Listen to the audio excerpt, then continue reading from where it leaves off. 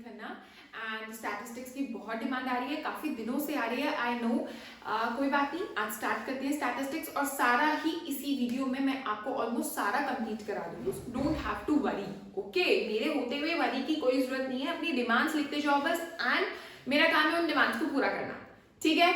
चलो, स्टैटिस्टिक्स जो है बच्चों बहुत ही आज ही क्यों कंप्लीट होगा, क्योंकि बहुत ही छोटा सा चैप्टर बचा है, मतलब कम बचा है आपका, बिकॉज काफी कुछ डिलीट कर दिया उन्होंने सिर्फ और सिर्फ बार ग्राफ आपको सिलेबस में दिया है, आपका हिस्टोग्राम डिलीट हो गया, आपका फ्रीक्वेंसी पॉलीगन डिलीट हो गया। आपको पता है हिस्टोग्राम भी 3 टाइप्स के थे जो कि डिलीट हो गए। बहुत सारे क्वेश्चंस थे हिस्टोग्राम के ऊपर बेस्ड, डिलीट हो गए। फ्रीक्वेंसी पॉलीगन जो कि आपके लिए नया था, डिलीट हो गया। हैप्पी पीपल, हैप्पी हो जाओ guys, you are so lucky, इतना कुछ डिलीट हो गया आपका।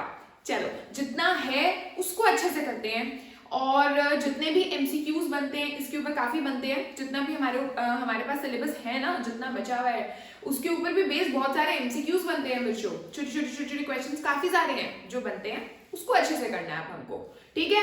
तो चलो, स्टैटिस्टिक्स। मेरा एक स्टैटिस्टिक्स जो वर्ड है ना, ये आपका सिंगुलर वर्ड भी, सिंगुलर की तरह भी यूज होता है, प्लूरल की तरह भी। क्या है स्टैटिस्टिक्स एक्चुअली? जैसे कि दिल्ली में कोई एक पर्टिकुलर लोकेलिटी है, रजौरी गार्डन है, मैं वहां पर एक सर्वे कर रही हूं कि यहाँ पर कितने मेल्स रहते हैं और कितने फीमेल्स रहते हैं। इसका क्या मतलब है? मैं एक इंफॉर्मेशन गैदर कर रही हूँ, कलेक्ट कर रही हूँ। वो क्या है इंफॉर्मेशन? एक डाटा है, ठीक है। एक डाटा कलेक्ट हो जाएगा कि यहाँ पर कितने नंबर ऑफ पीपल हैं और कितने मेल्स हैं उनमें से और कितने फीमेल्स हैं उस पर्टिकुलर लोकेलिटी में। सो ये क्या है? ये एक डाटा इकट्ठा हो गया, दिस इज स्टैटिस्टिक्स। ये स्टैटिस्टिक्स कहलाता है, ठीक है। अगर एक पर्टिकुलर लोकेलिटी में मैंने ये सर्वे किया कि यहाँ के पीपल जो हैं उनकी इनकम कितनी है और उनका एक्सपेंडिचर कितना है, वो कितना खर्च करते हैं और कितनी उनकी एक्सपेंडिचर है और कितना उनका सेविंग्स है, जितनी इनकम है उसमें से कितना वो सेव करते हैं, कितना खर्च करते हैं। तो ये भी क्या है? ये भी एक टाइप का हमारा सर्वे है और ये स्टैटिस्टिक्स है, ओके। लेकिन बच्चों अब एमसीक्यूज आने हैं हमारे एग्जाम में, तो एमसीक्यूज के लिए ना आपको बुकिश लैंग्वेज वाली जो डेफिनेशन होती है ना, वो भी थोड़ा सा आपको दिमाग में होनी चाहिए, क्योंकि जैसे उन्होंने डेफिनेशन लिख दी और कहा it is called what, 4 options दे दिए, ठीक है। तो समझ आपको आ गया स्टैटिस्टिक्स क्या है, बट एक बार फिर भी बुकिश डेफिनेशन को हम रीड आउट कर लेते हैं, थोड़ा सा दिमाग में सेट कर लो कि भाई अगर ये एमसीक्यू आ गया तो हम स्टैटिस्टिक्स वर्ड है ये, मतलब ये स्टैटिस्टिक्स का मीनिंग है ये हमारा, ठीक है। तो स्टैटिस्टिक्स की डेफिनेशन क्या है कि it is the science of collection. क्या है? इट इज अ स्टडी और science of collection, presentation, analysis and interpretation of numerical data. Collect की हमने, इंफॉर्मेशन कलेक्ट की, डाटा कलेक्ट किया, उसको प्रेजेंट किया, प्रेजेंट कैसे किया वो मैं भी आपको बताऊंगी, उसको एनालाइज किया, पूरा देखा सर्वे को, ठीक है, और इंटरप्रेट किया सारा न्यूमेरिकल डाटा कि भाई ऐसा इस लोकेलिटी में इतने पीपल है, इतना ये सब कुछ है। तो ये सब कुछ क्या है? ये स्टैटिस्टिक्स है, ठीक है। जैसे हमारे घरों में भी लोग आते हैं जो गवर्नमेंट की तरफ से कि भाई यहाँ पर कितने लोग रहते हो, कितने मेल्स हैं, कितने फीमेल्स हैं, चिल्ड्रन कितने हैं आपके, और क्या एज है आपकी, आपके बच्चों की क्या एज है। तो ये सब क्या हो रहा है? ये सर्वे हो रहा है, ये स्टैटिस्टिक्स कहलाता है, ठीक है। तो समझ आया स्टैटिस्टिक्स क्या है? आगे चलते हैं। देखो बच्चों, जो ये डाटा हमने कलेक्ट किया, ये 2 टाइप का होता है। प्राइमरी डाटा, स्टैटिस्टिकल जो डाटा होता है, ये primary data, secondary data, 2 type का। अब प्राइमरी डाटा और सेकेंडरी डाटा में क्या फर्क है? प्राइमरी डाटा के लिए, जैसे मैं गई घरों में, ठीक है, और मैंने कलेक्ट किया डाटा अपने, मतलब मैंने खुद से कलेक्ट किया, तो ये मैंने कलेक्ट किया, अपने लिए कलेक्ट किया, so this is called primary data. यानी when an investigator collects data for himself, ठीक है, तो ये प्राइमरी डाटा हो गया, ठीक है।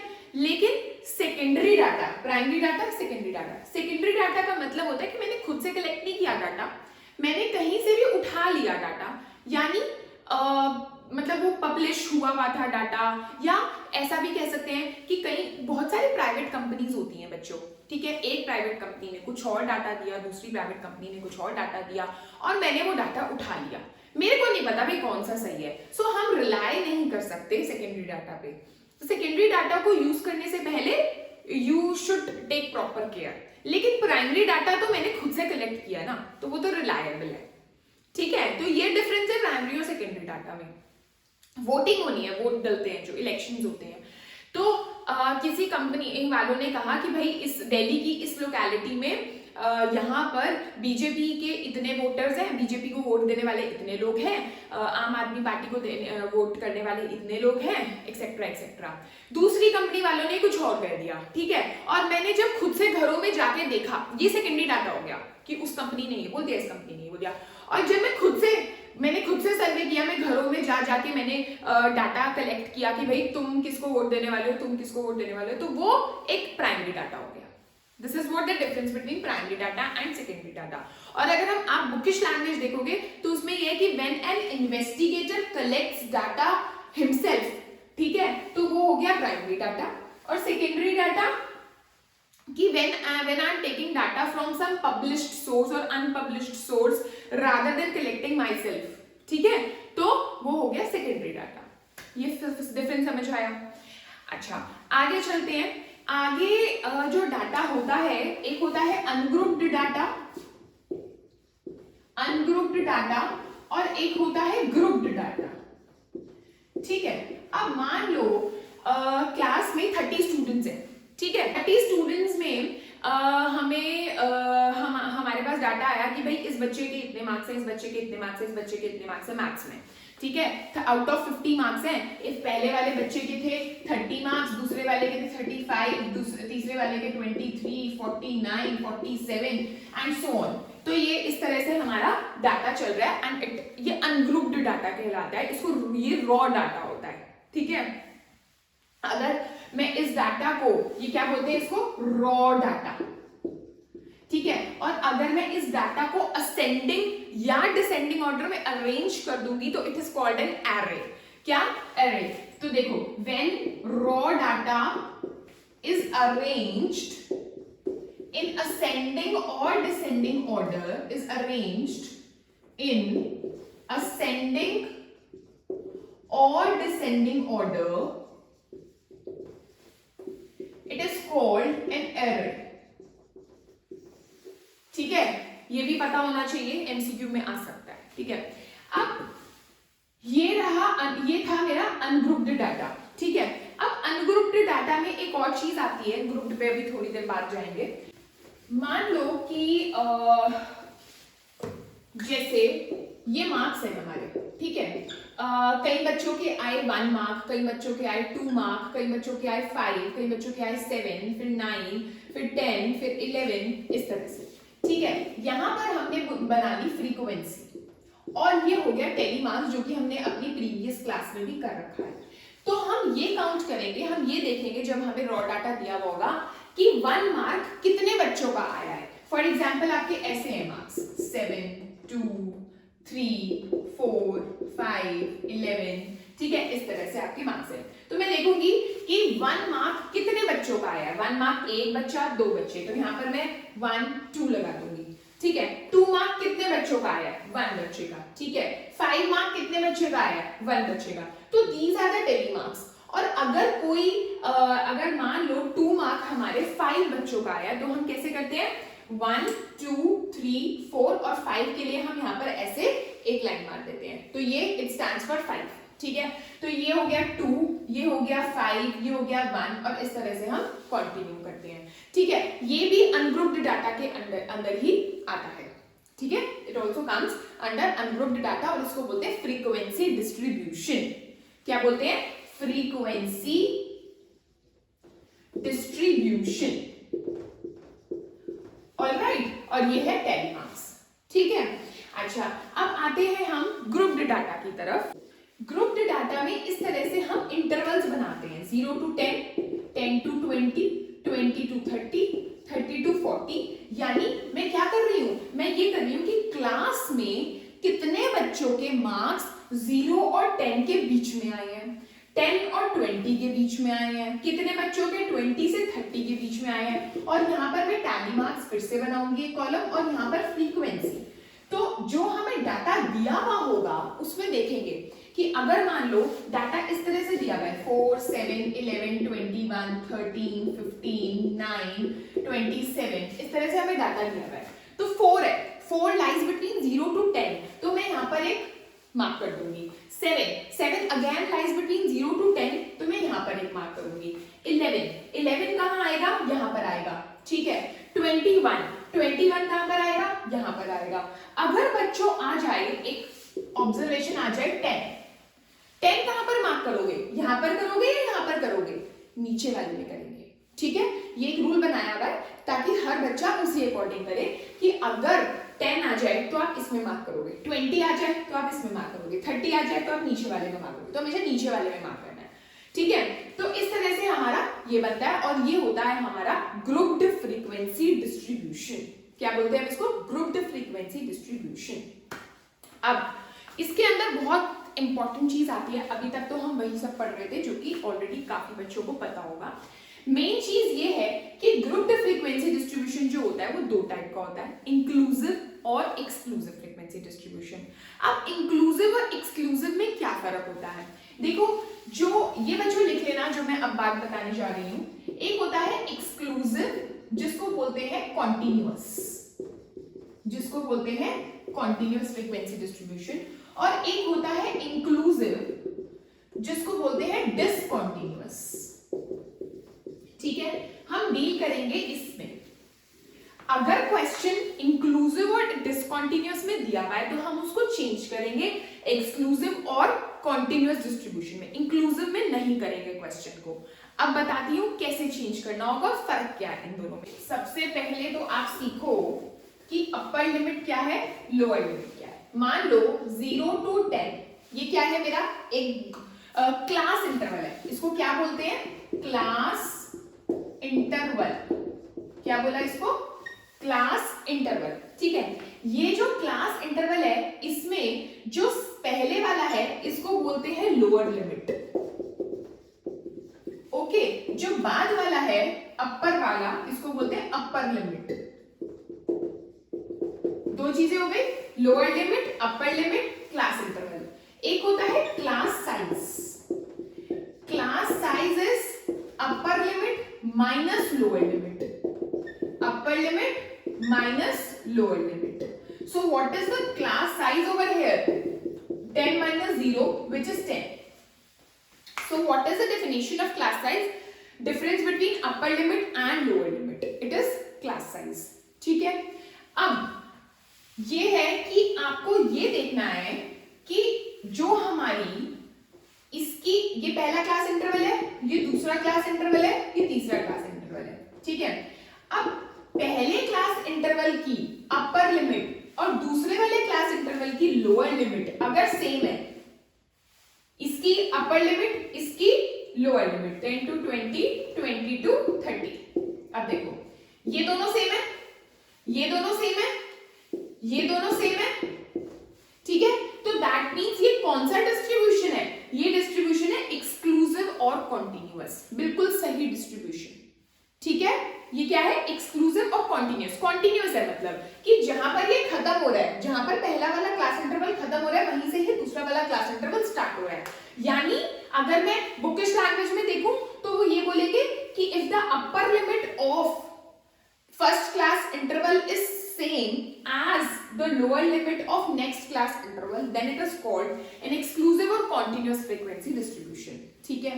तो इसको चेंज करने की कोई जरूरत नहीं है, हम as it is क्वेश्चन कर सकते हैं। But if it is given like this,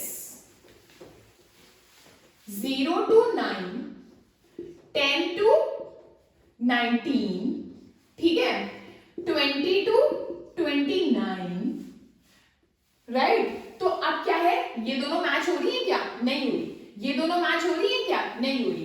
class size सब में सेम है, 9 का ही डिफरेंस है। अगर आप लोअर लिमिट और अपर लिमिट को माइनस करो तो सेम है, लेकिन मैच तो नहीं हो रही। So it comes under the category of inclusive और discontinuous and we have to convert it into exclusive और continuous frequency distribution. And now how are we going to convert it. देखो आप क्या करोगे, इसमें जो आपकी ये वाली है अपर लिमिट, इस वाले की अपर लिमिट और इस वाले की लोअर लिमिट उठाओ, ठीक है। मतलब एक के बाद एक ऐसे वाली कंसेक्यूटिव की ही उठानी है। अगर आप इसकी अपर उठा रहे हो तो इसकी लोअर उठाओगे, इसकी अपर उठा रहे हो तो नेक्स्ट वाले की लोअर उठाओगे, बात एक ही पड़ेगी, वैसे ही होगा, मतलब सेम ही रहेगा, ठीक है। तो मैंने इसकी अपर उठाई, इसकी लोअर उठाई, ठीक है, दोनों को उठाया और दोनों को मैंने माइनस कर दिया, माइनस करके आया मेरा 1। जो भी माइनस करके आएगा ऑलवेज डिवाइडेड बाय 2, डिवाइड किया 2 से, क्या आया मेरा 0.5 आया। अब अगर आप इन दोनों को ना उठाते, यहां से 19 को उठाते और यहां से 20 को उठाते, तब भी 20 माइनस 19 1 ही आता ना, है ना, और तब भी 1 डिवाइड बाय 2.5 ही आता, तो हमेशा सेम आएगा, आप जिसको भी मर्जी उठाओ। लेकिन सिर्फ यही ध्यान रखना है कि अगर पहले वाले की अपर उठा रहे हो तो दूसरे वाले की लोअर को उठाना है, उन दोनों को सब्ट्रैक्ट करना है। यहां तक समझ आया। उसके बाद जो आपका माइनस करके आएगा ना, उसको आपने क्या करना है, जो लोअर लिमिट है उसमें से 0.5 माइनस करना है, जो अपर लिमिट है उसमें 0.5 ऐड करना है। लोअर लिमिट में 0.5 माइनस करो, अपर लिमिट में 0.5 ऐड करो, लोअर लिमिट में 0.5 माइनस करो, अपर लिमिट में 0.5 ऐड करो। अब देखो क्या आएगा, 0 में से 0.5 माइनस किया तो क्या आया, -0.5 टू 9.5। अब यहां से मैंने 10 में से 0.5 माइनस किया तो क्या आया मेरा 9.5 टू 19.5। यहां पर मैंने माइनस किया तो 19.5 टू 29.5। अब बताओ, ये दोनों मैच कर गए, ये दोनों मैच कर गए, नेक्स्ट वाला भी मैच कर जाएगा। इन द सेम वे आप कंटिन्यू कर सकते हो, ठीक है। So this was the method how to convert discontinuous into continuous, that means how to convert inclusive into exclusive, ठीक है। आगे चले बच्चों, मैंने आपको बताया क्लास साइज क्या होता है, which is the difference between the lower limit and the upper limit, ठीक है। मैंने आपको बताया रॉ डाटा क्या होता है, जैसे रॉ डाटा हमें दिया हुआ है ये 2 11 13 15 लाइक दिस, ये मेरे पास रॉ डाटा दिया हुआ है। रॉ डाटा में एक टर्म आती है which is called range. Range होता है मेरा highest observation minus lowest observation, highest observation minus lowest observation. अब आप ढूंढ सकते हो आराम से कि इसमें हाईएस्ट क्या है और लोएस्ट क्या है। हाईएस्ट क्या है मेरा 15, लोएस्ट क्या है मेरा 1, so the range will be 14। It is very simple, ठीक है। सो range is difference between highest and lowest observation. एक टर्म आती है class mark which is very very important. और क्लास मार्क क्या होता है, क्लास मार्क तब होता है जब हमारे क्लास इंटरवल्स होते हैं। लाइक अगर मेरा क्लास इंटरवल है 0 to 10, 10 to 20, 20 to 30, इस तरह से मेरे क्लास इंटरवल है, और तुमसे पूछा जाए कि what is the class mark of 10 to 20, ठीक है। तो अगर मैं क्लास मार्क देखूं तो वो उसकी डेफिनेशन होती है lower limit plus upper limit upon 2। यानी अगर मैं इसका क्लास मार्क निकालूं तो वो मेरा आएगा 10 plus 20 upon 2, that is 30 upon 2, that is 15। So this is the class mark, lower limit plus upper limit upon 2। तीन चीजें हो गई, class mark, range, class size, तीन चीजें मैंने आपको बताई। क्वेश्चन आता है जो कि बहुत बहुत बहुत बहुत इंपॉर्टेंट है कि आपको किस तरह से क्वेश्चन आएगा, जो कि आपका अभी ये क्लास मार्क, रेंज और क्लास साइज ये सब एमसीक्यू थे, एमसीक्यू टाइप क्वेश्चंस थे। 2 या 3 मार्क का आपका एक क्वेश्चन आ सकता है लाइक दिस। ये देखो बच्चों, बहुत ही इंपॉर्टेंट क्वेश्चन है कि आपको क्लास मार्क दे रखे हैं, क्लास इंटरवल नहीं दे रखे, क्लास इंटरवल निकालना। भाई बहुत इजी था अगर मैंने क्लास इंटरवल दे रखा होगा। अगर मैंने आपको दे रखा है कि 30 to 40 वाले का क्लास इंटरवल, क्लास मार्क निकालो, ठीक है, तो class mark is 30 plus 40 by 2 which is 70 by 2 which is 35, है ना। लेकिन यहाँ पर क्या है, क्लास मार्क।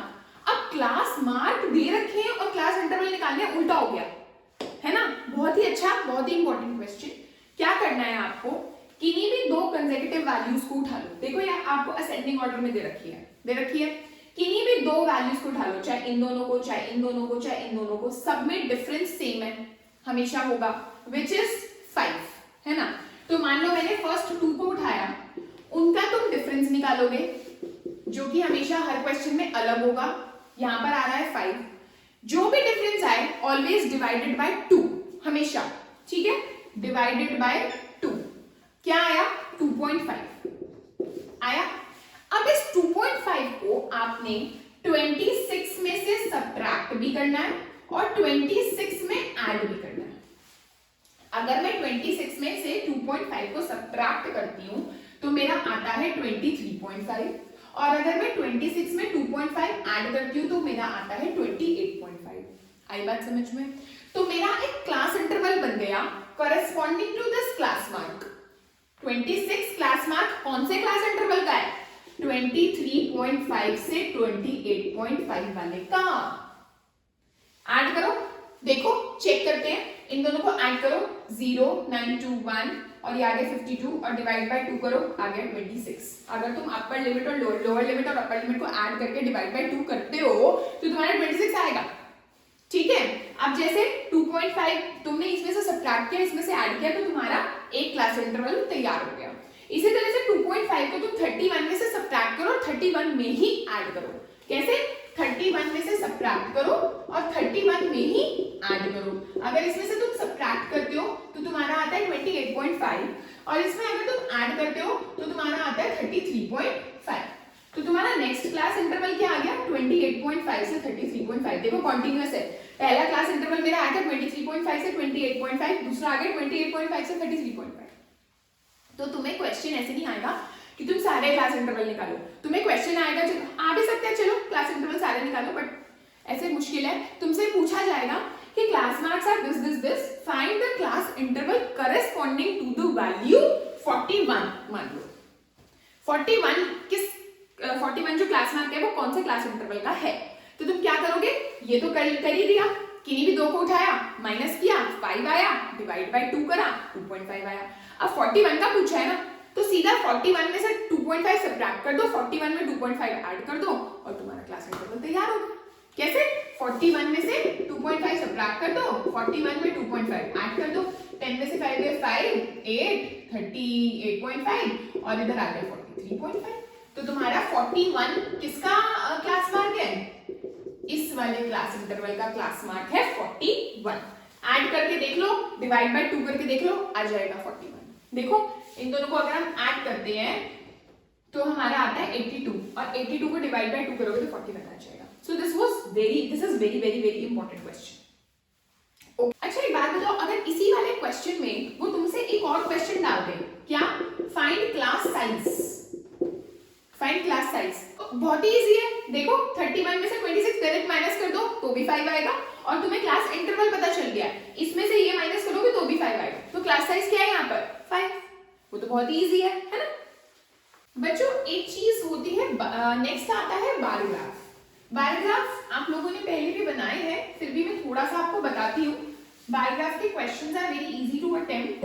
बार ग्राफ क्या होता है? बार ग्राफ जो हमने सर्वे किया है, जो हमने डाटा कलेक्ट किया है, उसको पिक्टोरियल रिप्रेजेंटेशन, उसको पिक्चर वाले पिक्चर के फॉर्म में रिप्रेजेंट करना, इट इज बार ग्राफ। ऐसे ये होता है बार ग्राफ इस तरह से। इसकी क्या खास बात होती है?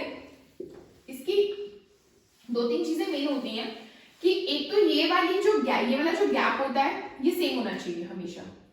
ये नहीं कि आपने यहाँ पर एक बॉक्स छोड़ा हुआ है, यहाँ पर 2, यहाँ पर 1, यहाँ पर 2, ऐसे नहीं। ये गैप्स हमेशा सेम होने चाहिए। गैप्स होने चाहिए वो भी जरूरी है, मिले हुए नहीं होने चाहिए, वो हिस्टोग्राम बन जाएगा। और जो ये विड्थ ले रहे हो आप, अगर ये 2 बॉक्स की विड्थ ले रहे हो तो इसमें भी 2 की होगी, इसमें भी 2, इसमें भी 2। अगर ये एक बॉक्स का विड्थ है तो यहाँ पर भी 1, यहाँ पर भी 1, यहाँ पर भी 1। सो ये विड्थ भी सेम होनी चाहिए, ठीक है। तो ये चीजें आपको ध्यान रखनी होती है बार ग्राफ में। बार ग्राफ ये वर्टिकल बार ग्राफ हुआ, ठीक है। हॉरिजॉन्टल बार ग्राफ भी होता है लाइक दिस, ऐसा वाला भी बार ग्राफ होता है, ये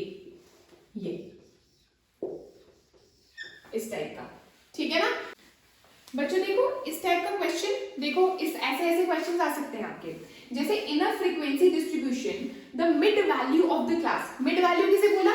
मिड वैल्यू भी मैंने आपको बताया था, lower plus upper by 2, is the class mark. वो क्या है, वो एक्चुअली मिड वैल्यू ही है, क्लास मार्क को ही मिड वैल्यू बोलते हैं। तो ये हमें क्या दिया हुआ है 15, क्लास मार्क दिया हुआ है।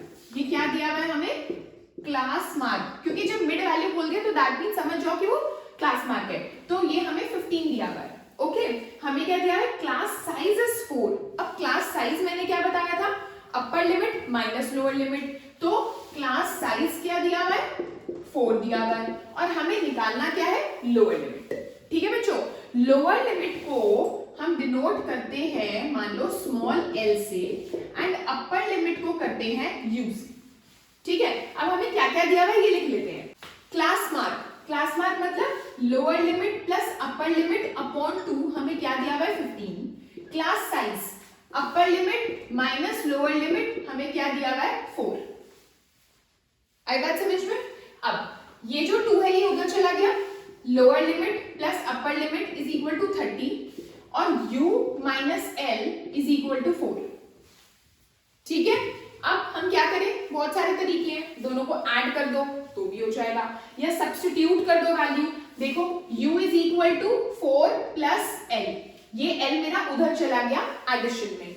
अब u की वैल्यू 4 प्लस l हम यहाँ पर सब्स्टिट्यूट कर सकते हैं, इसकी जगह क्या आएगा, u की जगह 4 plus l is equal to 30।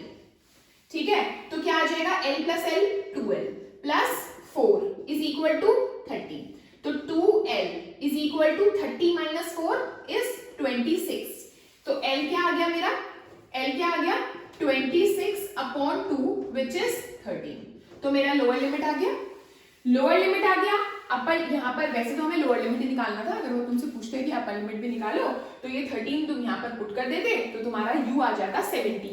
अब 17 माइनस 13 करो, 4 आ रहा है ना, और 4 ही क्लास साइज है हमारा, वेरीफाई हो रहा है ना। तो इस तरह के क्वेश्चन भी आ सकते हैं आपके, काफी इंपॉर्टेंट क्वेश्चन है ये भी। ओके बच्चों, एक next question, next and last, बहुत ही अच्छा क्वेश्चन, बस उसके बाद खत्म, हमारा ऑलमोस्ट सारा कुछ कंप्लीट हो जाएगा। मीन मीडियन मोड हमारे सिलेबस से हट ही चुका है। बहुत अच्छा क्वेश्चन है, ध्यान से समझना।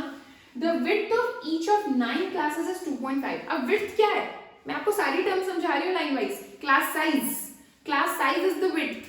विड्थ क्या है, upper limit minus lower limit, जिसको हम क्लास साइज बोलते हैं उसी को विड्थ बोलते हैं। ठीक है, जैसे कि अगर 10 to 20 है तो क्लास साइज मैंने आपको बताया ना कि 20 minus 10 which is 10. So this is called class size also, this is called width also. 10 is the class size also, 10 is the width also. So वो यही बोल रहे हैं कि कोई क्लास इंटरवल है जिसका जो विड्थ है वो 2.5 है। लाइक ऐसे, ये देखो इसका विड्थ क्या है 2.5, बट कुछ भी हो सकता है वो, है ना, वो ऐसा भी हो सकता है कि 14 to 16.5 हो, तब भी 2.5 है। तो हमें नहीं पता वो क्लास इंटरवल क्या है, हमें ये पता है कि उन दोनों का जो डिफरेंस है अपर लिमिट और लोअर लिमिट का वो 2.5 है, वो दे रखा है हमको। ठीक है, आगे लोअर क्लास, अच्छा वो क्लासेस कितनी है, 9 है, ये भी दे रखा है।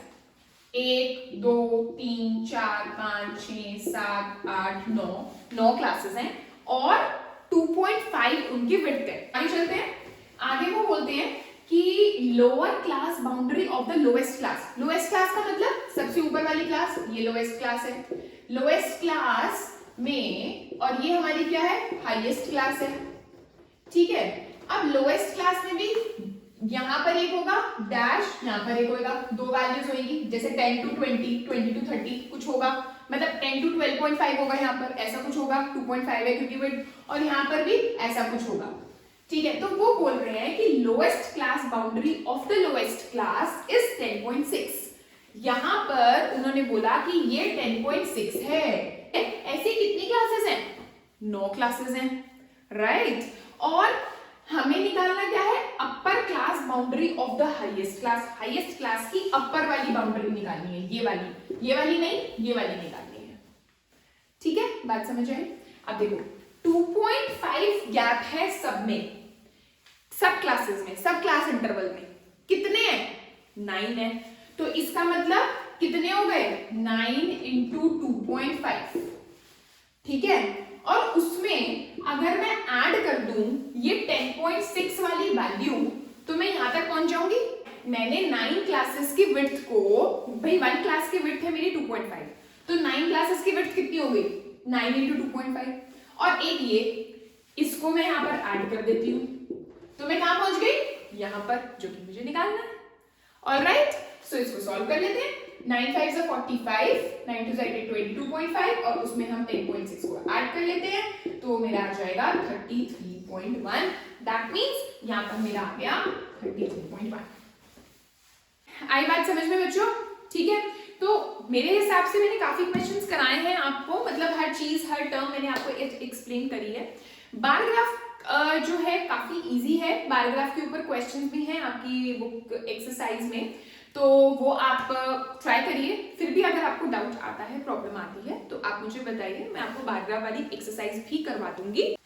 बच्चों देखो 14.1 जो है कुछ है नहीं उसमें करने वाला, 14.2 आपकी पूरी है सिलेबस में, ठीक है। 14.3 पे अगर हम आए तो 14.3 में मिक्स्ड क्वेश्चंस हैं, बार ग्राफ, हिस्टोग्राम और पॉलीगन के, जो कि आपको सारे नहीं करने हैं। आपको फर्स्ट क्वेश्चन करना है, सेकंड करना है, थर्ड करना है, फोर्थ नहीं करना है, फिफ्थ भी नहीं करना है, सिक्स्थ भी आगे नहीं करने हैं आपको।